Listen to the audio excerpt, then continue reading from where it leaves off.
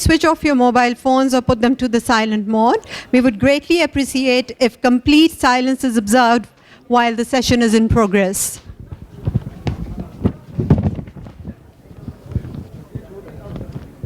Now we are about to begin our session titled Khushwant Singh Among the Immortals. The panelists are Rahul Singh, Ameena Saiyid, Ashok Chopra, Aitzaz Ahsan, and Pran Nevile. And the session will be moderated by Asif Noorani.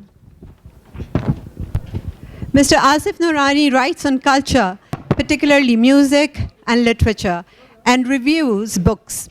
Renowned for his wit, he's an ardent crusader for cordial relations between India and Pakistan, conveying his viewpoint through his writings and occasionally through his talks in India, Pakistan, and the US. Over to Asif Saab. Thank you. I can see I'm really honored and privileged to see such distinguished people here with whom I'm sharing this stage. And also among the audience, there is His Highness the High Commissioner of India, Dr. Raghavan, and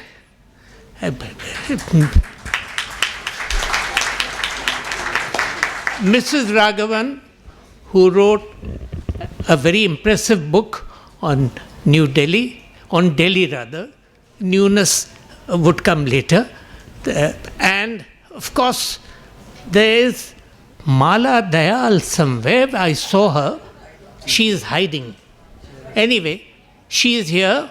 She is the daughter of Khushwant Singh, and she keeps a low profile. All the profile is left for Rahul Singh. Rahul Singh has the advantage, I won't say the unfair, but certainly a fair advantage of being the son of Khushwant Singh. Today, as we all know, we are here to celebrate, and I repeat the word celebrate, the birth anniversary of a great writer who was also a great human being, a man who answered to the name of Khushwant Singh. Well, Khushwant Singh, like Lata Mangeshkar and Noor Jahan and many others, didn't belong to one part of the subcontinent. We share Khushwant Singh as much as you share Faiz Ahmad Faiz. So I also see Nilofer Bilamoria there. She will not stand up because she keeps a low profile also. She's one of the organizers of the Kasauli Literature Festival, which was started during the lifetime of Mr. Khushwant Singh. And it has, of course, Rahul Singh and Ashok Chopra are there. I will not be able to introduce everyone in entirety, but let me start from the other extreme. He's not an extremist. He's a man called Aitzaz Ahsan. He is a rare breed in the sense that he is an intellectual and also a man of conscience, which is a very rare, these two are rare qualities, unfortunately, among the politicians of the subcontinent. And next to him is Pran Nevile. You believe me, he is mashallah 92. And this morning when I told him I'm 72, अरे तुम बच्चे हो, और ये कह के उन्होंने ये किताब मुझे बच्चा समझ के छीन ली मुझसे. तो उसके बाद राहुल सिंह जो हैं वो तो आज के मेरे महफिल हैं. He has great importance in the field of journalism. He became the assistant editor of the Old Woman of Boribanda, which is the Times of India, in its olden days, when anyone above 45 would have considered himself lucky to be the assistant editor, and here is this man who became the assistant editor of Times of India at the age of 23. He has written for and edited, or if I may use the word, assistant edited many important newspapers in the region, and he was the first editor of Reader's Digest's Indian edition. He's written a couple of books. One book which he wrote when he was a consultant with the United Nations, and at that time he wrote a book on family planning, and he practices what he preaches, so he decided not to get married. And of course, here is Ashok Chopra. He is a remarkable person. Not that others are more or less remarkable, but he's a remarkable person. In just 3 days, he was in Karachi, he has won Friends and Influenced People. And he started his career as a journalist with the Indian Express. He was based in Shimla. But then he was a very meticulous person. He chased a lady and reported this scoop. That lady was one of the ministers in the Himachal Pradesh government. And she was sort of slapped by somebody at a place called Scandal Point in Shimla. And he gave full coverage to it, and then the court proceedings and all that. He got so carried away that his reporting was very good, but my co-author Kuldeep Nair, who was at that time his boss, got so annoyed, and so did Mr. Goenka, that he was transferred to Jalandhar. But he didn't go there. He took a plunge in the world of publishing, and in so many different publishing houses, he held such important positions. His book is there outside. It is a rare book on publishing, and the people behind how to grab a writer and how to avoid those 99% who want their books to be published. But Ameena knows better than anyone else that कितने लोग आते हैं वो समझते हैं कि वो classics छपवाना चाह रहे हैं, और वो किताब जो होती है वो फिर कभी कभी तो वो खुद छाप के अपने दोस्तों में तकसीम कर देते हैं. तो finally before I ask questions, here's a book called Khushwant Singh, The Legend Lives On. The obituaries were compiled, were edited by Rahul Singh, and Ashok Chopra was behind it too. He published it. It has, out of 50 obituaries, 8 of them are by Pakistanis. Most of them distinguished, like Aitzaz, Ahsan. There's one exception. There's one or biography which was written at an hour's notice but was somehow liked by people, and that was written by a man called Asif Noorani. So now, I think I will ask more questions and devote more time to Rahul Singh, because nobody knew Khushwant ji as much as he has. He did, and he knows a lot about him. Rahul, दो बातें आपसे पूछनी हैं. I'm sorry if I switch over from English to Urdu and Urdu to English. With your father's immense love for Urdu, I think थोड़ी बहुत तो उर्दू आपको आती होगी ना, तो थोड़ी बहुत. तो आपसे ये पूछना है कि आप, your father must have talked at length about Hadali, his village, and about his school. And so you went there. First time you were not given a visa, but you and Mala went there with F.S. Aitzaz, and you saw the place where part of 1/3 of your father's ashes were plastered on that school. What were your feelings like? Thank you, Asif, for the very kind words of introduction. And I'd like to thank Ameena for inviting me here. You're absolutely right.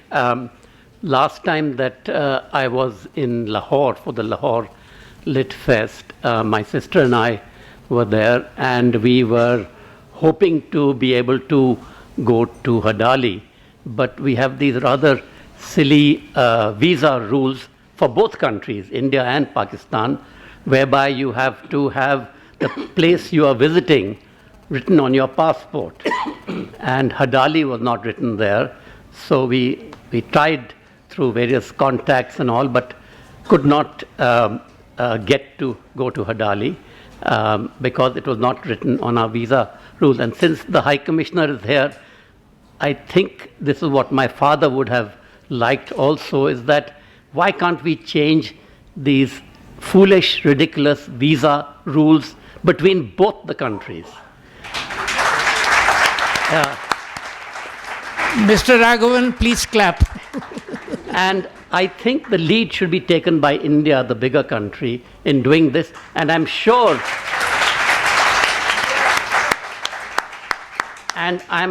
Pakistan government will also follow. I think these must be the only two countries where you get a visa and it's written there that you have to go to only that particular town or city or wherever it is. And most people have to go to the police every day. We have somebody here who's a very prominent, heads a very prominent NGO, and she's here in the audience. She had to go to the police today. She had to go to the police yesterday in Lahore, spend 2 hours each time there. My father would have liked very much, it would be if we can have a visa just to go to the whole country, like every civilized country has got. A visa, interview the person, give them the visa, let them go to wherever they want to in the country, but interview them, make sure that they are acceptable citizens, but give them the right to go to wherever they want to in the country. That is my request here, and I think it's something that my father would have wanted. Now I'll carry on about Hadali. We couldn't go last time, but this time, thanks to the help of the Deputy Pakistan High Commissioner in Delhi, we were able to put all the places we wanted to go, and that included Hadali. So we went just yesterday.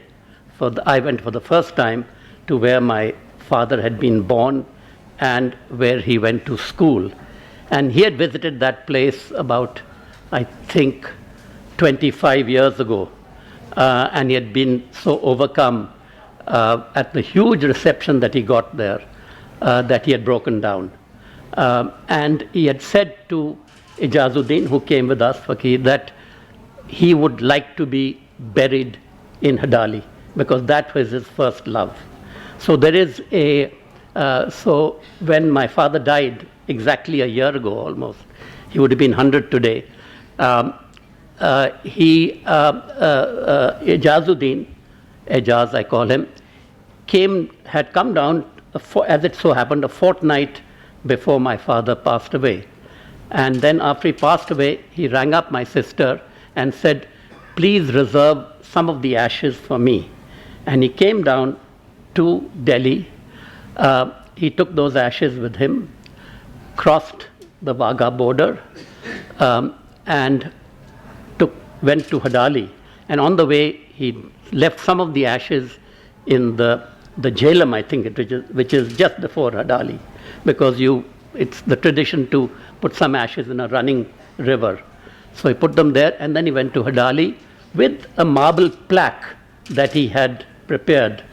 And he had that marble plaque grouted in the school, wall of the school, where my father had gone to school. And on that plaque was written, I'll just read out what was written on that plaque.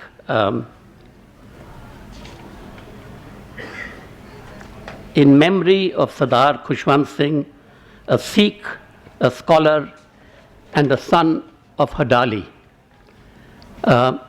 And also, I should mention that, let me just see, that when Ijazuddin had met my father, he had told him that I would like to be buried in Hadali because my first love is Hadali. So one of his great wishes, as we mentioned earlier, was that India and Pakistan should have much closer ties, and that there should be much more people-to-people contact. And when I mentioned this thing about visa, this thing, I think the only way we can have more people-to-people contact is that if we have a better visa regime. Thank you very much. And as Aitzaz wrote in his, when I walked across the border with the ashes, I realized that there was no visa required for ashes. Yeah. There was no custom rules for the ashes, but it was only for the man when he was alive. Thank you, but we can't leave you like this. You will have to tell me. He had a tremendous sense of humor. Khushwant Singh ji was also outspoken, and he never minced words. He had a great sense of tolerance. So would you give me some example of his outspokenness? Advani ji ke saath jo hua tha, ye dusre waqiyat? Well, I could mention Advani, but he was totally fearless and courageous in what he said, even though he might, have outraged some people. I'll just read out two of his passages which show how fearless he was and how he spoke his mind as he felt. One is on why am I an Indian? Why am I an Indian? I did not have any choice. Now, what I'm saying, I think, will resonate with Pakistanis as well. Why am I an Indian? I did not have any choice. I was born one. If the good Lord had consulted me on the subject, I might have chosen a country more affluent, less crowded, less censorious in matters of food and drink, unconcerned with personal equations, and free of religious bigotry. Am I proud of being an Indian? I can't really answer this one. I can scarcely take credit for the achievements of my forefathers, and have little to be proud of what we are doing today. On balance, I would say, no, I'm not proud of being an Indian. Why don't you get out and settle in some other country? Once again, I have very little choice. All the countries I might like to live in have restricted quotas for immigrants. Most of them are white and have a prejudice against colored people. In any case, I feel more relaxed and at home in India. I dislike many things in my country, mostly the government. I know the government is not the same thing as the country, but it never stops trying to appear in that garb. This is where I belong, and this is where I intend to live and die. Of course, I like going abroad. Living is easier. The wine and food are better. The women are more forthcoming. It's more fun. However, I soon get tired of all those things and want to get back to my dung heap and be among my loud-mouthed, sweaty, smelly countrymen. I am like my kinsmen in Africa, England, and elsewhere. My head tells me it is better to live abroad. My belly tells me it is more fulfilling to be foreign. But my heart tells me, get back to India. Each time I return home and drive through the stench of bare-bottomed defectors that line the road from Santa Cruz airport to the city, I ask myself, breathes there the man with soul so dead, who never to himself hath said, this is my own, my native land. I can breathe, but I yell, Yea, this is my native land. I don't like it, but I love it. Thank you. Thank you. We'll come to you, Rahul, once again. We can't leave you like this. Here, in this panel, is a person who, every time she went to Delhi, I revealed her. Every time Ameena visited Delhi, she made it a point to meet Khushwant ji. It was like someone who said, every time I go to Mecca, I perform Umrah. So it's something like that. You were one of the two people, the other was, of course, Aitzaz, who was there at New Delhi when Khushwant ji was honored by the Punjab government in 2006. What was the award called? Punjab Ratan. Punjab Ratan. And he had mentioned the name of two people, and both of them are here on my panel. Ameena, would you describe that? Would you narrate what happened? Well, actually, I was absolutely honored but very surprised when I was told that you've been invited by Mr. Khushwant Singh for the award ceremony. I think it was at the Imperial Hotel in Delhi. Aitzaz was there and made a wonderful speech. And this was for the Punjab Ratan Award that he was getting in 2006. And of course I crossed the border, and somebody from the Punjab government met me at the border. And this was a day before the ceremony. And she said, what would you like to do? Would you like to see the Golden Temple? I said, yes. So I was taken to the Golden Temple, shown around. Then she said, would you like to go to Chandigarh? I said, yes. I was ready for anything that was being offered. Anyway, after we arrived in Delhi, and then that's where I met Aitzaz, and we all went to the Imperial Hotel for the award. And Khushwant ji made his speech, which was full of, unmentionable words. I can't repeat them, but he, of course, did it beautifully with total abandon. And the audience was in fits. And I will never forget the speech that he made at that. But if I can just come back to Hadali for a second, I just want to quote what he wrote about Hadali. This is where my roots are. I have nourished them with tears of nostalgia. And I think that says everything about his feelings for Pakistan. And don't you think, Ameena, he was a very unassuming person?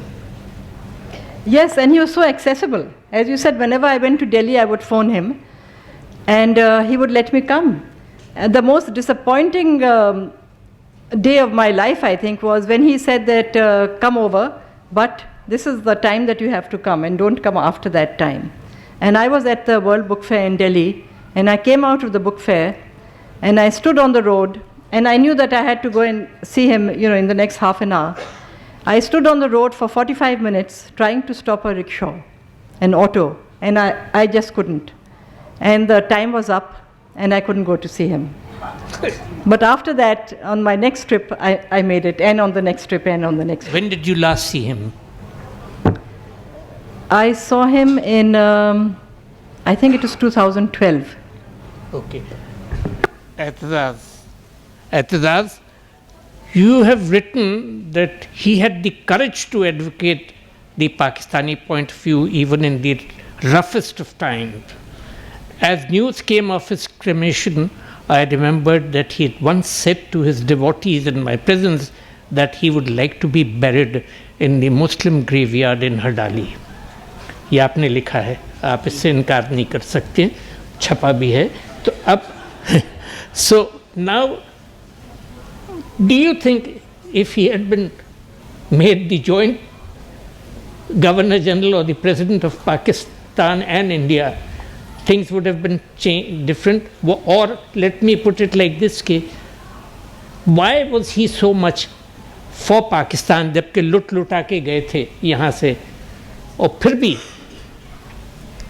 Three things about him. First of all, joint Governor General or joint President probably nobody thought of it, but Mountbatten did. we used to think of him possibly as a joint ambassador to the United Nations. We used to talk of people like him being representing the two South Asian countries together, and he would have happily done it, and he would have served both countries very well. But his love for Pakistan had many dimensions.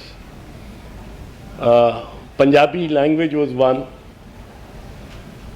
His roots in Hadali were another. And the memory of a man that he and I shared with great affection, and me with the utmost respect, was a friend of his whose son is sitting here, Basharat Kadir, his father, Mr. Manzoor Kadir, Yes. and Khushwant were great friends. In fact, when Khushwant left for India, he left his belongings and his office. They worked together with Mr. Manzoor Kadir. And Manzoor Kadir was without doubt one of the most honorable persons I have met, and I had the privilege of working with him on certain briefs and matters in court where I assisted him, obviously. And the first time that me and my wife Bushra, we met Khushwant ji in his flat, he's, as being a Pakistani, first introduction of me to him was as a barrister. So he flung the name of Manzoor Kadir at me. And I flung back because I had great respect for Manzoor Saab, enormous respect and debt to him for so many things he had taught me, that it became a very warm kind of a compact with him from the moment, from that first moment. We seemed to be a kind of brothers, to the point where Ameena remembers, and I do too very fondly, the 2006 Punjab Ratan Award ceremony. Khushwant was very imperious. When he said that Ameena could come by 8 o'clock, it meant 8 o'clock, and 8 o'clock was, I think it was 7 o'clock or 8 o'clock? 7 o'clock. 7 o'clock was doors closed and guests out every evening. There was no exception. A prime minister would not be an exception. And he'd retire at 7. 8. At 8, no, but 7 o'clock was... Doors were open. And he would get up early in the morning, very early. Very early in the morning. Toade jaan da time aa gaya, he'd say. Acha. To anybody. Now, he was very imperious, and when he was, when the organizers of the Punjab government were discussing with him and the publishers of his books, the speakers for his birthdays and 95th birthday, I think, or 94th it was, his birthday and the Punjab Ratan Award, they kept saying, okay, you at least let's have one more speaker. Because he said, I am going to leave at 7, and the glitterati and literati were going to be there and were there. And when he was pushed with great deference and with rectitude, but pushed, he finally broke out and he said, "Fir je kise nu bulana hi je, to Punjab vich ek munda, Lahore vich ek munda hai, usnu bula lo." Acha. And the link was Manzoor Kadir, Sheikh Manzoor Kadir. Because his affection for Sheikh Manzoor Kadir, yes, and my respect for Sheikh Manzoor Kadir, Manzoor Saab, had bonded us together. Thank you very much. I think you should be writing memoirs. I asked Ameena that here the man, a publisher who wrote memoirs. Ameena has such rich knowledge, and I kept on. Last time also I requested her that if she could share it with other people, because she's met so many people, so many important people. The only time I met him was when he was the editor, Illustrated Weekly of India. मैंने कहा जी खुशवंत जी मेरी बीवी ने कभी सिख नहीं देखा, कहने लगे बुला लें उनको, मुझे देखें अच्छी तरीके से। फिर बातों बातों में मैंने ये बताया कि जब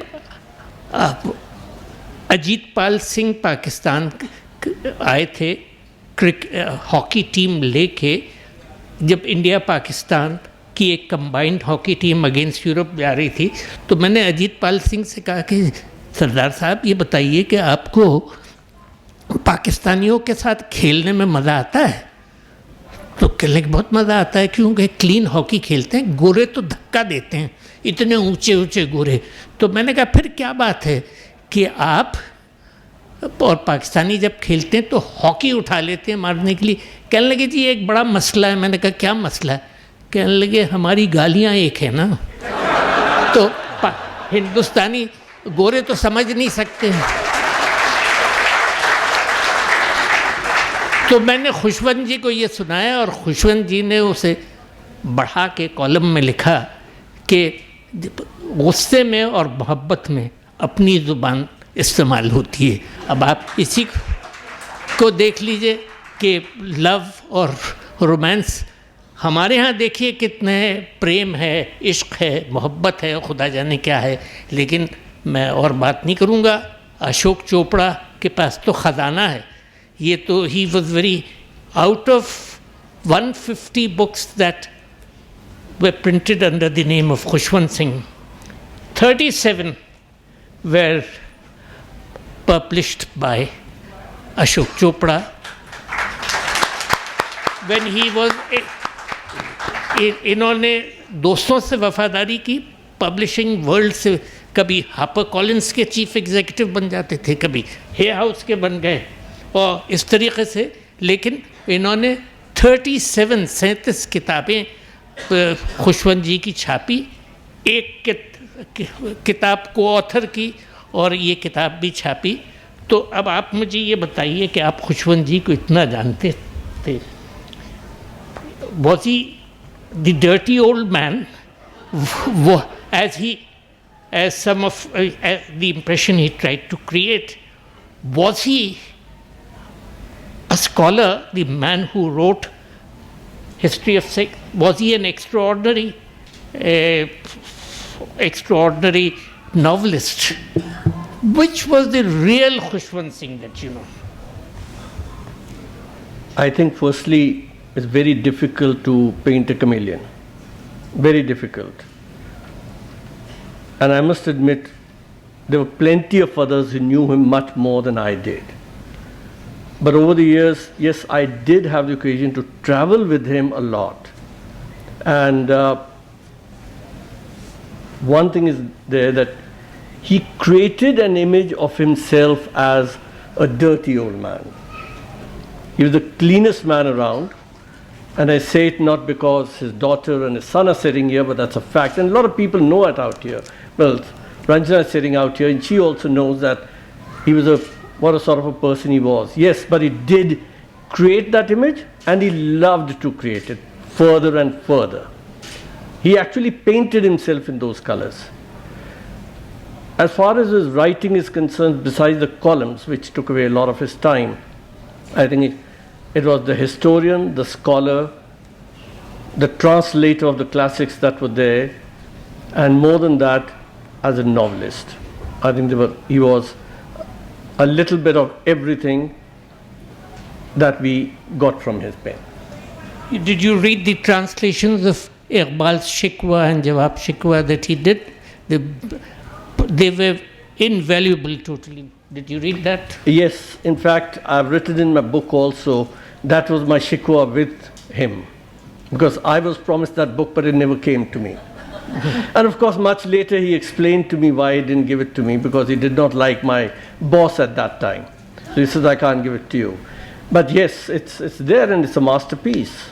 And I think his three greatest works of translation was, besides Iqbal's Shikwa and Jawab-e-Shikwa, I think it was Rajinder Singh Bedi's famous novel Ek Chadar Maili Si, and the one that he did on Amrao Jan. The translation of Amrao Jan, which was a UNESCO project done many years back, reprinted by one of the Indian publishers. I think these were his greatest works, besides the Sikh scriptures we all know about. My Indian friends would be glad to learn that one of the finest films made in Lahore was the adaptation of Bedi Saab's Ek Chadar Maili Si. So now coming back to you. Which would you rate? It's very difficult question. You can say, no, I don't want to answer it. But which do you think was his best work, which will remain there for centuries? I think his collection of short stories. His collection of short stories, which are rather underrated by the public, by the reading public.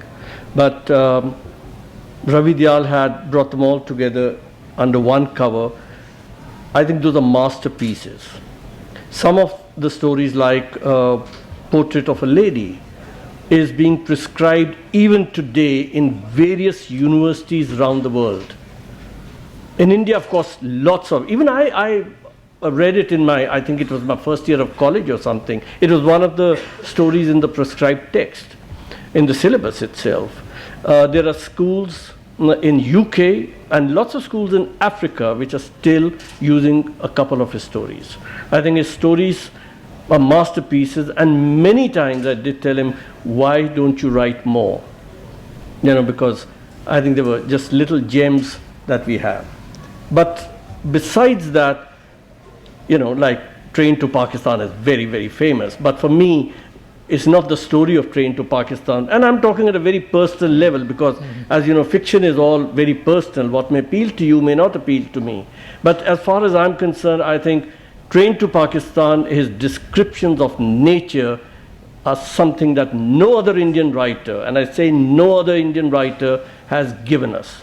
In fact, you know, those of you who have read, for example, Thomas Hardy's Tess, and you read Khushwant Singh's Train to Pakistan, the scenes of nature, there's Tess going through the villages, and Thomas Hardy is describing that. Here is Train to Pakistan, and he's talking about the monsoon coming in. They're masterpieces, absolutely. Oh, yes, it reminds you of Egdon Heath of yes, absolutely. Hardy in Return of the Native.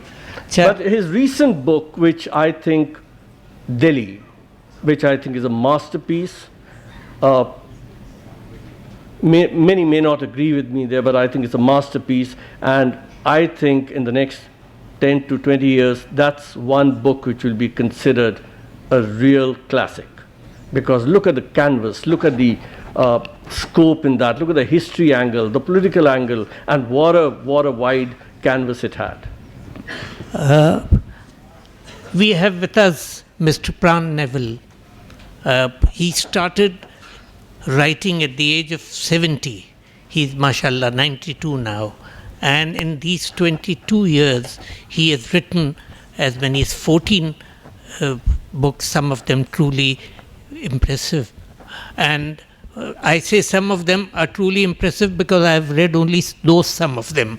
So, but the other point is that he writes on art history, on the Raj, on the Notch girls, and so on and so forth. Sorry? And I was coming to that. And he is a great lover of Lahore. और लाहौर का जब जिक्र करते हैं तो इनको तमंचा जान याद आती हैं, जो कि बहुत ज़बरदस्त, बहुत खूबसूरत डांसिंग गर्ल थी. और वो कहते हैं ना, एक शेर है फरीद, गुफ्तगू किसी से हो तेरा ध्यान रहता है. तो जब लाहौर का जिक्र आता है या किसी पंजाबी का, खुशवंत सिंह का जिक्र आता है, तो बात पहुंचती है तमंचा जान पे। तो आज आपसे दरख्वास्त है कि आप हमें खुशवंत जी के मुतालिक आप अपनी एसोसिएशन बताएं। इन्होंने एक बहुत बड़ा मजमून, अच्छा मजमून लिखा है जो वक्त नहीं है कि हम पढ़ के सुनवा सकते थे, तो वो छपेगा इंशाल्लाह। आप अपना हैं छप चुका है, अच्छा, तो आपने मुझे धोखा दिया, वरना मैं यहाँ छपवाता। चलिए। Thank you very much. It's a great privilege for me to be here and say something about my guru, my mentor. In fact, when I returned from abroad in 1986-87, of course I was introduced to him earlier. I went to him कि मैं writer बनना, कहना writer बनना, कहना तू तो expert है communist कंट्रियां च रह के। मैं कहा कुछ ना कुछ दसो सही, मैंने सलाह दियो। I am sorry, I am speaking in Punjabi because this was the conversation I any write something and show it to me. So I thought of what to write. I wrote a piece which was carried by Hindustan Times in the op-ed right side, big sex and glass notes. That what was happening in Russia in 1986 after the reforms took place. So he read that. He said there is some potential in you and try again. After that I went on writing lighter subjects. Then I told him that my ambition is to write, number one, Lahore. Number two, I want to write on North Girls of India. Nobody has done any work. I have done some research. I want to do that. Anyway, he inspired me. In fact, I was inspired by him that if he can write columns at his age, why can't I start writing at my age? At least 10, 12 years younger to me. Anyway, then I wrote in Debonair, that was the Playboy magazine of India in 90s or late 80s. I wrote a piece, Fazal, the ace pimp of Lahore. And I took it to Khushwant ji, मैं कहा पढ़ के देखो जी. 90 out of 100 Pran, you have a future. मैंने कहा very good sir. Then I took, within a week, Debonair published my second article. That was on Zinda Nachwa Gana. So that qualified me. So I was able to reach him. And then finally, then he used to ask me, "Oh Pran, teri kanjariyan di kitab kadu aani hai?" North girls he would call kanjaris. He would say, "Bhi tu wo Lahore di kitab ta." So he was the first person to review my book within 2 days.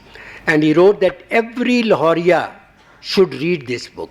This book is a must for anybody who has any association with Lahore. Anyway, when I said, Khushwant ji, by request, you please launch my book. He said, no. My preside, who is the other person? Sansate. He is the right person for such work. You must come. You have to come. Then I told him I have invited Swapan Sundari to give a performance based on the readings from my book. Oh, Swapan Sundari, I'll come. You are very clever. You have brought the most favorite performing artist of Delhi. She's coming. So he agreed to come, and he was there past 8 also. And after that, he had one cocktail one day. Anyway, so my association with him has been till the last. Last year when I was coming for Lahore Literary Festival, I went to him. And of course, it was not possible to go to him without some introduction. So there is a journalist, Umara Qureshi. I said, I want to meet him. She took me there, you see, and Rahul Sahab, he knows it. So I was with him, he couldn't hear anything. He was, that's the time I saw him in a depressed mood. And then I wrote something, and then he wrote something. I asked him, any message for his friends in Lahore? He said, no, they are all gone up and all that sort of thing, you see. Then he said, then he himself said, what happens after death? Punjabis in India at least, they always write so and so has departed for heavenly abode. Because this is a very popular thing amongst Punjabi, Hindus, Sikh, they always write so and so heavenly abode. And I wrote that thing and he answered. Then he said, सुनते हैं जो नहीं दिल के बहलाने को गालिब ये ख्याल अच्छा है. That is a couplet. Then I told him, सुनते हैं जो बहिश्त की तारीफ सब दुरुस्त लेकिन खुदा करे वो तेरी जलवागाह हो. I wrote it. उसने भी गालिब पढ़ा, मैंने भी गालिब पढ़ा. But apart from that, our discussion conversations in 90s used to be on subjects which I don't want to talk here. Thank you very much. Thank you very much.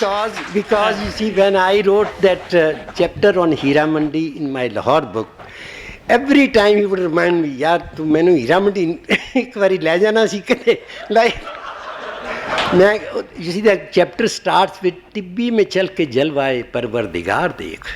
Tibbi कहते थे हीरा मंडी को, टिब्बी में चल के जलवाए परवरदिगार देख, अरे ये देखने की चीज़ है, इसे बार बार देख. Thank you very much. It was a very interesting talk, and that young lady is saying 15 minutes. नहीं भाई, इसके बाद कोई सेशन नहीं है, हम रात के 12 बजे तक करेंगे. तो तुम अपने अब्बा से इजाज़त लेके आओ. अच्छा, तो राहुल दो बातें हैं. एक तो ये कि you had the privileged position of being his son. So how did you find him as a father? Number one question.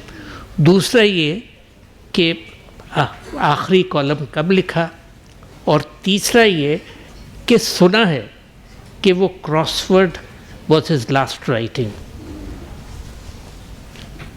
Yeah, I'll answer your last thing. He was writing till about a few months before he passed away. Then he got very weak and deaf, very deaf. But he was mentally alert right till the end.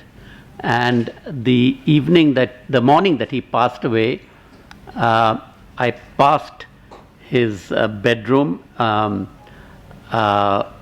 I was off to play a game of golf, and I passed his bedroom, and he was doing the crossword puzzle at that time. So he kept on doing the crossword puzzle right till he passed away. And after that, my sister told me that apparently he had felt tired, and he lay down and then passed away.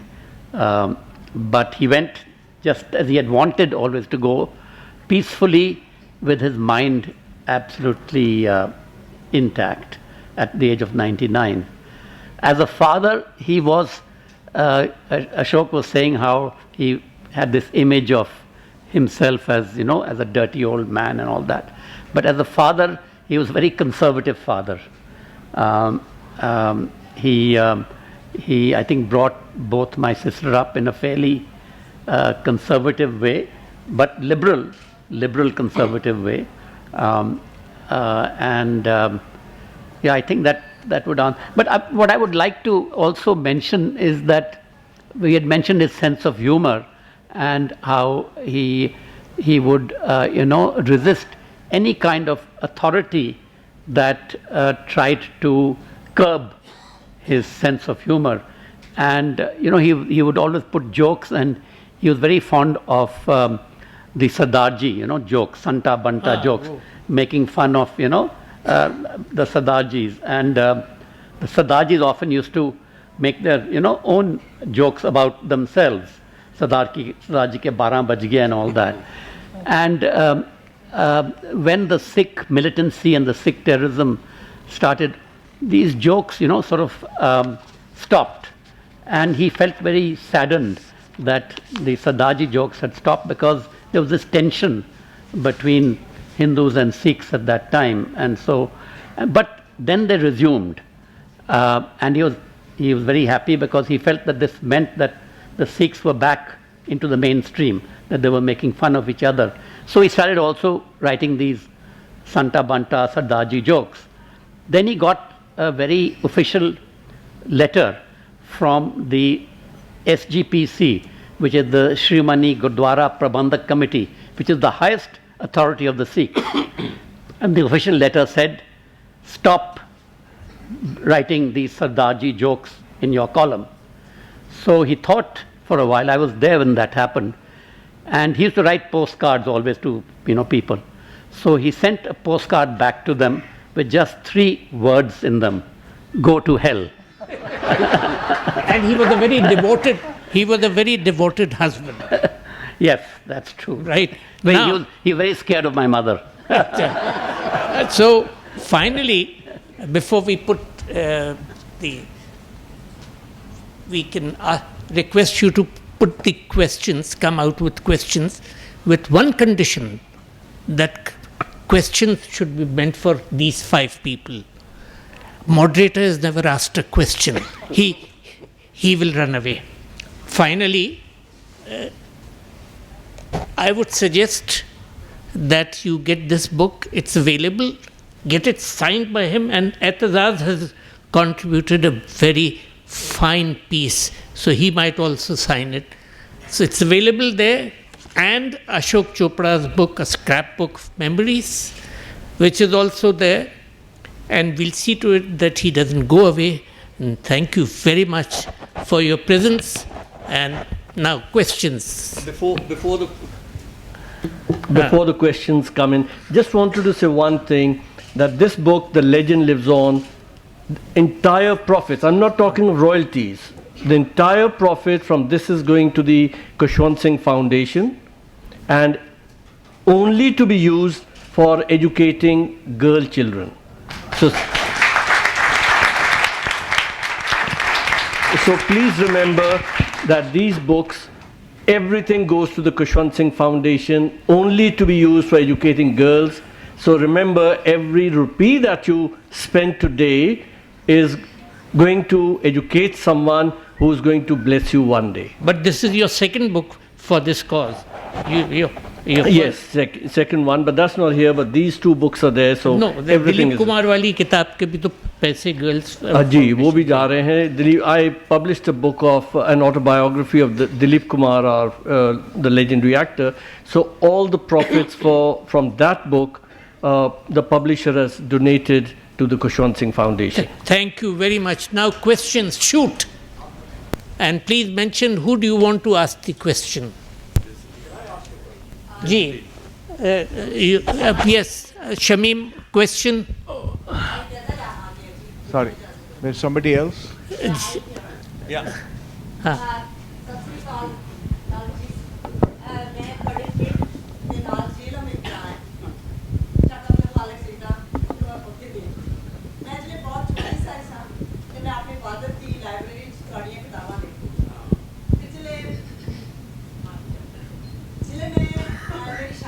In the company of women ਜਿਹੜੀ ਆ ਉਹ ਮੇਰੀ ਮੂੰਹ ਦਿਖਾਈ ਸੀ ਮੇਰਾ ਪੁੱਤਰ graduate ਹੋਇਆ ਤੇ ਖੁਸ਼ਵੰਤ ਸਿੰਘ ਜੋਕਸ ਜਿਹੜੇ ਨੇ ਉਹਨੂੰ ਮੈਂ ਤੋਹਫਾ ਦਿੱਤਾ ਮੈਂ ਤੁਹਾਡੇ ਵਾਲਦ ਸਾਹਿਬ ਨੂੰ ਬਹੁਤ ਪੜ੍ਹਿਆ ਹੈ ਉਹ ਜਿਹੜੀ ਕਲਾਸਿਕ ਉਹਨਾਂ ਦੀ ਕਿਤਾਬ ਹੈ ਦ ਡੈਲੀ ਉਹ ਵੀ ਮੇਰੀ ਲਾਇਬ੍ਰੇਰੀ ਦਾ ਹਿੱਸਾ ਹੈ ਜਿੰਨੀ ਵਾਰ ਪੜ੍ਹੋ ਉਨੀ ਘੱਟ ਹੈ ਮੇਰਾ ਸਵਾਲ ਤੁਹਾਡੇ ਤੋਂ ਇਹ ਹੈ ਕਿ ਤੁਹਾਡੇ ਵਾਲਦ ਸਾਹਿਬ ਦਾ ਇਨ ਦ ਕੰਪਨੀ ਆਫ ਵੂਮਨ ਜਿਸ ਤਰ੍ਹਾਂ ਕਿ ਹੁਣ ਡਿਸਕਸ ਹੋਇਆ ਹੈ ਕਿ ਉਹ ਆਪਣੇ ਆਪ ਨੂੰ ਬੜਾ ਪੋਰਟਰੇ ਕਰਦੇ ਸਨ ਕਿ is a bad man not a bad person but a bad man तो तुसी मैंने दसो कि at home and as being a father and as being a writer and a greatest writer ever ਉਹ ਇਸ ਤਰ੍ਹਾਂ pretend ਕਰਦੇ ਸਨ society Indian society ਜਾਂ ਘਰ ਦੇ ਅੱਲੇ ਮਹੱਲੇ 'ਚ ਵੀ thank you.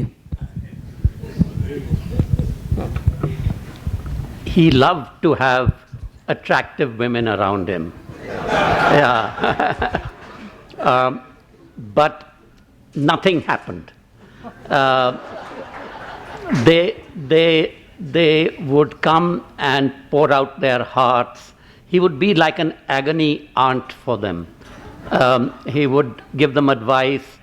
They would tell about their love affairs or their failed love affairs, the unfaithfulness of their husbands and things like that. And he would regale us, meaning my sister and me later on, with some of these stories.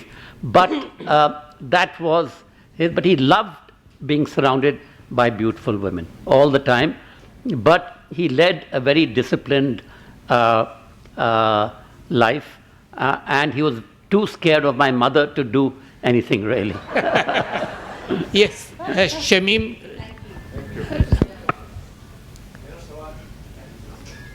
Shamim was the head of was a big shot in income tax, तो इनको हम annoy नहीं कर सकते, इनके contacts अभी भी हैं. खैर मैं annoy करूँगा भी नहीं, यार अभी आवाज़ नहीं आ रही. मेरा राहुल जी साहब सवाल है. The question is regarding the Khushwant ji's religious beliefs. In fact, I have read a great deal about him, about his books, many of his books. Delhi, I think, is perhaps the classic and is the greatest book he has written in my view. I think he announced many a time that his belief relates to agnosticism. He was an agnostic. At the same time, I think his appearance was that of a Sikh. Or culturally he appeared to be, as far as I could find out, culturally he appeared to be a Sikh. Wouldn't you think there was some contradiction about these two things? And would you specifically say that he was an agnostic? Thank you. Yeah, I think that's a very valid question, and I agree with you entirely that there was a huge contradiction there. He was a very proud Sikh, and he retained the long hair and the turban and the beard. He was upset when I, discarded the turban and cut my hair, and among Sikhs that's a very big thing in India. So but he was at the same time an agnostic. He hated ritual, he hated superstition, he made fun of all these so-called godmen. But at the same time, there was something very spiritual in him, I think. The two people he admired the most were men of faith, people of faith. One was Mahatma Gandhi, and the other one was Mother Teresa. And in his study in Kasauli, in the house in Kasauli, there are pictures of both Mother Teresa and Mahatma Gandhi. So there was this, I agree, this huge contradiction. He was a very proud Sikh, but he was also an agnostic. Any other question? Can I just mention about how you can sum up his kind of belief. He loved one poem called Abu Ben Adam, and it's about this Abu Ben Adam who wakes up one day and he sees an angel in his room, and he asks the angel, what are you here? He says, I'm writing all the names who love the Lord. And Abu Ben Adam, who's been a very good man, says, is my name there? So the angel says, no, I'm not there. So your name is not there. So he says, well, please tell your Lord that I love my fellow men. So the angel comes back the next day and he says, Abu Ben Adam, your name is at the top of the list. So that's the kind of man he was. He didn't believe in any faith or anything, but he believed in loving fellow human beings.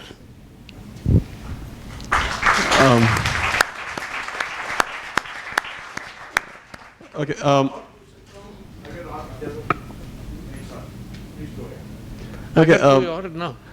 My name is Roshan Khatak, and this question is from Rahul ji. Could you further clarify, was he an agnostic or an atheist? And the second question from Aitzaz ji. Khushwant Singh was a great advocate and a strong believer in strengthening diplomatic ties between Israel and India. And if you talk about Pakistan, do you see diplomatic ties between Pakistan and Israel? Is there a possibility of it during our lifetime? I mean, I know I'm getting off the topic, but this is a question from you. I'll just answer the first one very briefly. He was an agnostic. I don't think he was an atheist. Agnostic, which means he did not know. And he used to keep on asking people, what happens after death? Like you mentioned that So he was somebody who felt that I really don't know. But he did not say, I don't believe in God at all. But he said, I really don't know. And he left it at that. He said, he once told me that even if you say you are an atheist, that means you are saying something for which you should be able to give some evidence or argument. But if you are an agnostic, nobody will ask you anything.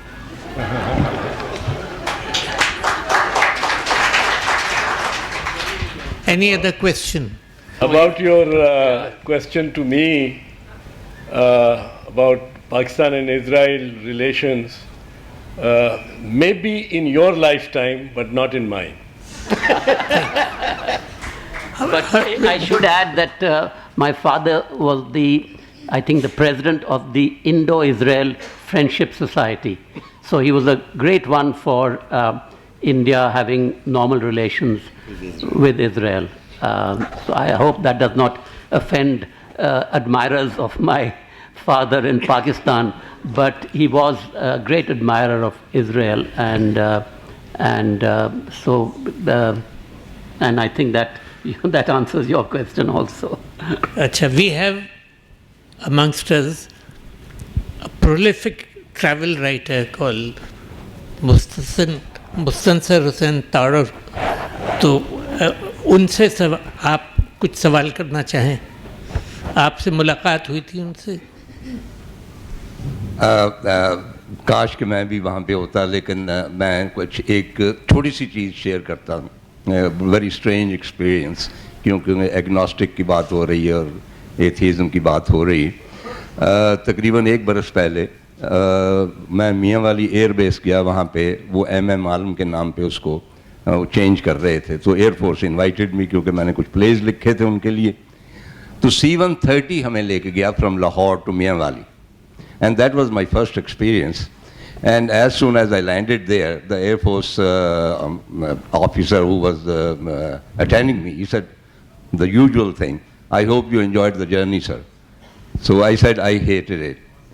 C-130 की वाहिद जो contribution है towards the history of Pakistan, वो ज़ियाउल हक़ के हवाले से, it is very useful aircraft.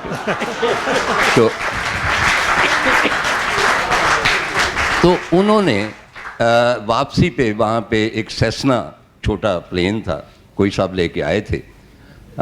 उन्होंने कहा कि जी आप इनके साथ चले जाएं.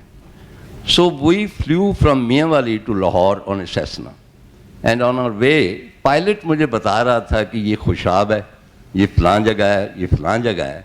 And then suddenly we saw a small village or a town sort of, बहुत मतलब मटियाला सा. तो कहने लगा कि सर इस टाउन का नाम हडियाली है. Mind you, I had never been to Hadiali, and that was the first time I was seeing it. So I said, I know this place. मेरा बाबा जो था वो यहाँ पे, he was born here. और मैं डिटेल में नहीं जाता कि Khushwant Singh, I never met him, but I almost met him when I went to Delhi. Anyway, so I saw Hadiali that day, and when I came back, as soon as I entered my house, my wife said, your Baba is out at 99, he couldn't make his century. That was the precise moment when Khushwant ji died. Don't you think there is some sort of connection? That for the first time I'm seeing Hadiali, I'm talking about Khushwant, and when I reach home, my wife says that he's dead. So I'm sure, I mean, agnostic and all that, but there is some spiritual bond which existed between Khushwant and Hadiali. So that's all I have to say. Thank you. There's one person sitting here called Mr. Sharif Awan. He has translated a couple of chapters of Train to Pakistan, which I gave it to you when I came to Kasauli. Beautifully published. And I think did you feel a problem translating the portion where he writes about nature, जैसे इन्होंने कहा?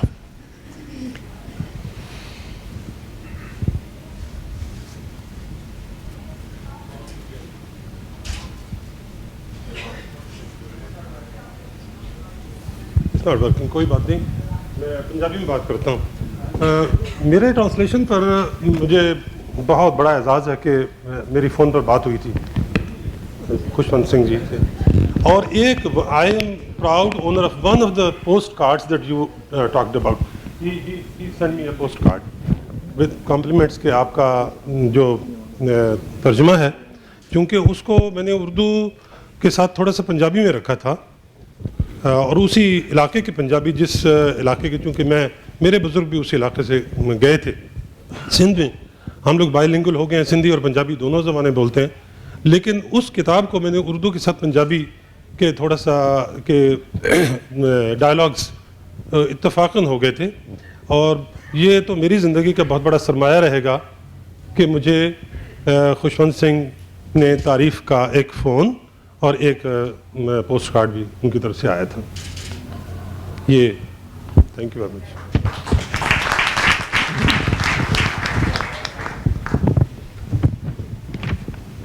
और कोई? जी फरमाइए.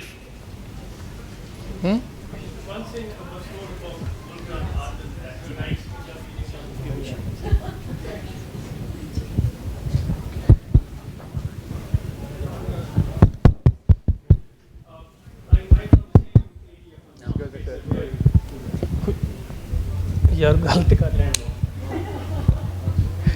हाँ जी, मेरा इलाका भी वही है जिथे खुशवंत सिंह साहब जम्मे सन, हरियाली के नाल पहल पदराड़ मेरी जंपल है. So my question is related to the Punjabi language, because once he wrote about Mulk Raj Anand's fiction that he writes Punjabi in English. So and he once suggested him that okay, stop writing in English and write in Punjabi. So was there anything which Khushwant Singh was more interested in writing in Punjabi as well, because I think most of his work is in English, and that is about Punjab as well. History of 6 2 volumes, and Land of 5 Rivers, the short stories, and Baba Nanak's translations. So what was his views about the Punjabi language and its resilience as compared to the English language? To Rahul ji.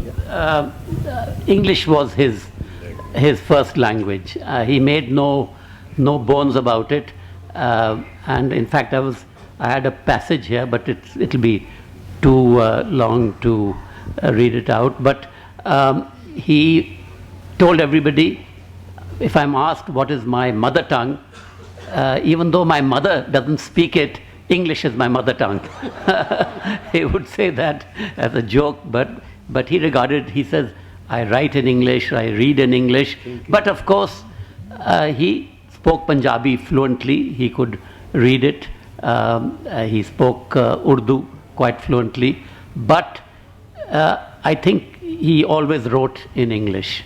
So that is the short answer to your question. English was his mother tongue. It's my mother tongue also in that way, because I read and write entirely in English. I've lived in Bombay most of my working life, so though I understand Punjabi perfectly well, I'm not very fluent in it. And Urdu, again, I understand it pretty well, but I'm not fluent in that also. Hindi, I'm a little more fluent in, because that's what we learnt at school. Thank you very much. I think, sorry?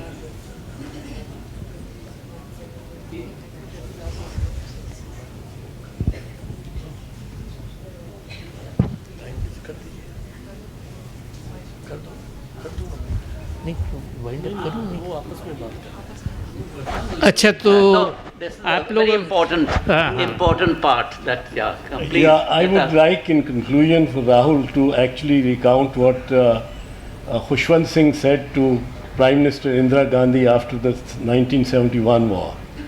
No, you please say it, because you said it last time and you said it beautifully. No. Yeah. Well, he spoke for the return of the prisoners. He was very insistent. Yeah. And she apparently, again being an imperious soul and a victorious prime minister, thought that somebody who had nothing to do with the politics of the event, how could he speak to her about it? And she said something like, it's not the occasion to speak about it. And he said, every occasion is an occasion to speak about this event. Thank you very much, Aitzaz. Thank you very much, my panelists, particularly those who had to seek a visa to come here. And in the end, if you agree with me, give me a big hand, and that is, I won't say that he passed away at 99, I would say Khushwant 99 not out.